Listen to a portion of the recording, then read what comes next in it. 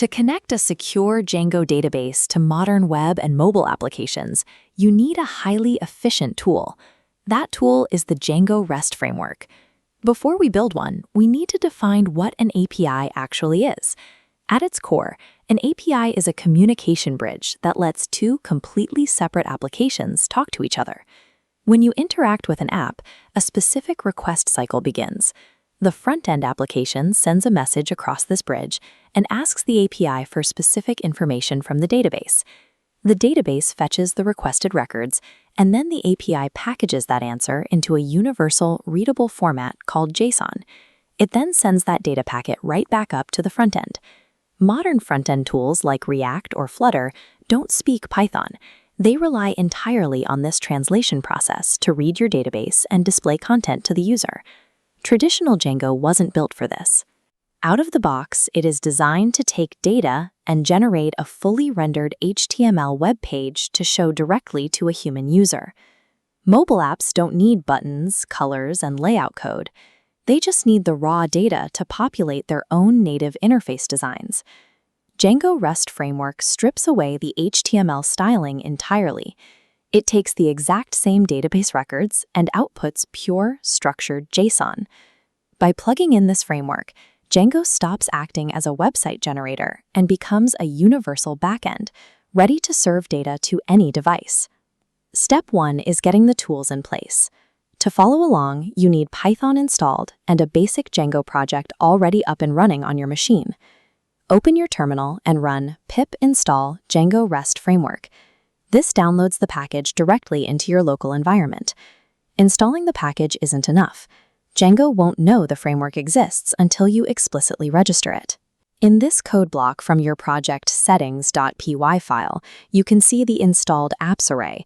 You need to add the string REST framework right here to the list. Take a moment to double-check your spelling and your commas. Missing this configuration step is the most common reason new APIs fail to run. Saving that single line of code activates the framework's serialization tools and API views across your entire project. Now we can write the actual API logic. Navigate to your app directory and open your views.py file. We need to pull in two specific tools. First, a view class to handle the incoming request, and second, a response class to handle the data output. In a standard Django app, you use basic web views. Here, we use API-specific views, like the API view class, which explicitly tells Django this endpoint should process raw data instead of rendering an HTML template. Inside that class, we define a get function. Within it, we create a simple Python dictionary containing a single key called message with the value hello world. Looking at this views.py snippet, you can see how we wrap that dictionary inside the imported response class right on the return line. That response class does the heavy lifting. It automatically serializes your Python dictionary into proper web formatting, so you only have to focus on writing the core logic. The logic is written, but it's currently invisible to the outside world. We have to map it to a specific web address. Open your urls.py file. In this code block, we link our hello view to a specific path. We're assigning it to the /hello endpoint. Time to test the connection. Start your local development server in the terminal and open that local host address in your web browser. This screenshot shows the result. Because you visited the URL in a browser, the framework detected a human user and automatically generated this dark-themed, browsable API interface around your Hello World message. But if an automated script or a mobile app makes a request to that exact same address, the visual styling drops away. As seen in this second screenshot, machines receive only the raw, plain text JSON structure. That URL acts as a strict contract. Any authenticated device that calls it will reliably receive that exact data back. Let's step back and look at the architecture we just constructed. The cycle starts when a client application reaches the URL pattern.